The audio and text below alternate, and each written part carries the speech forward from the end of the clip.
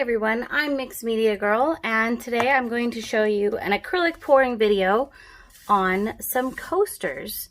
I am using the paint pouring medium from Little Birdie.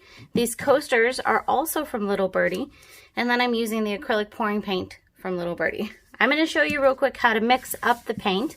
I already have some colors mixed up, but I want to mix up one additional color, and that way also you guys can see how easy it is to mix up your paints. I'm going to mix up this Pineapple Crush.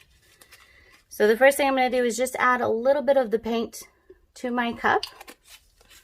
And then I'm going to go ahead and add some of the pouring medium.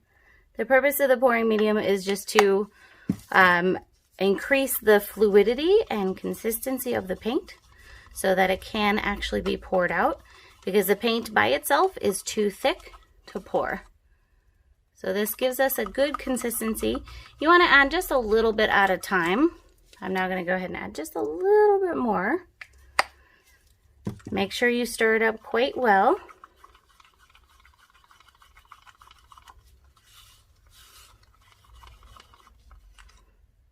That's still a little bit thick. I'm going to add just a little bit more. It's better to add a little bit at a time because you can always add more pouring medium. You can't really take it out. If you're using a super thick paint, you might also want to add water, but with these pouring paints, this pouring medium works very well. Okay, so I've got that all mixed up. I'm going to set out my coasters. I like to actually raise these up on some cups so that they're not sitting flat on the ground here.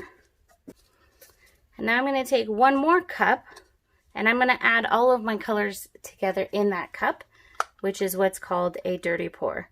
So I'm starting with some of the white. Next I'll do some of the yellow, some of my blue,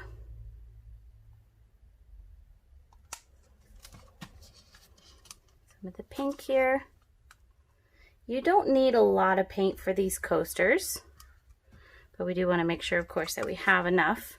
We use just a little bit of the black, and just as a warning, the black a little bit goes a long ways, so you don't want to overdo it. And I'm going to just keep layering my paints in the cup like this. I can always add more, so I'm going to go pretty light for right now on how much paint I'm putting in here. And just a little more.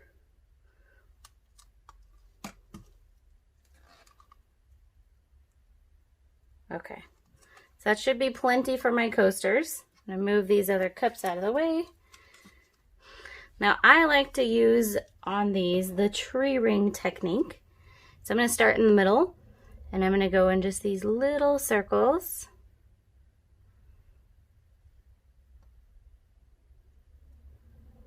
And I'm going to just do that on each of them, and then come back and add a little bit more paint just so we have a really good mixture of all the colors on each one. So there's definitely plenty of paint here. I went pretty heavy on the white. I kind of wanted to go with more spring colors. And you can see that black is already trying to take over. I'm going to just tilt this one a little bit because it's already starting to go off.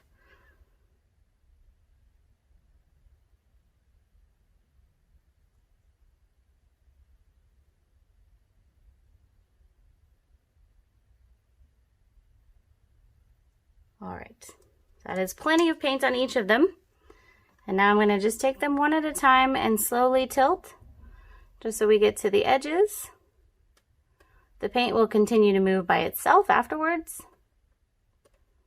but I just want to make sure it gets started over here. Okay. And you can use any color combinations that you wish.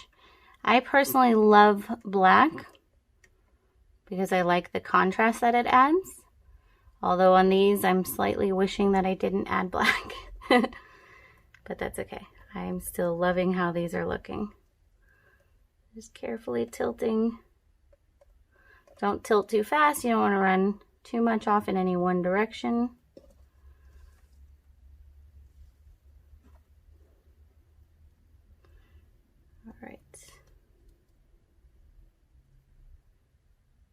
These are beautiful.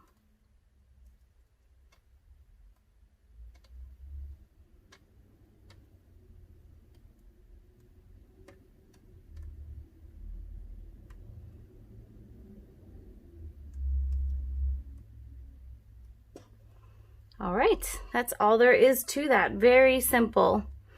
Now, I do recommend sealing these with resin, with epoxy, and that is because if you try to put a hot cup on these, it will leave a mark in the paint. And so you want to use a resin that has heat resistance, and that will protect your coasters and also give them a really, really nice shine. So I'm going to go ahead and let these sit for a little while, see anything else that develops, and then I'll bring you guys in for a close-up. Okay, here's our close-up.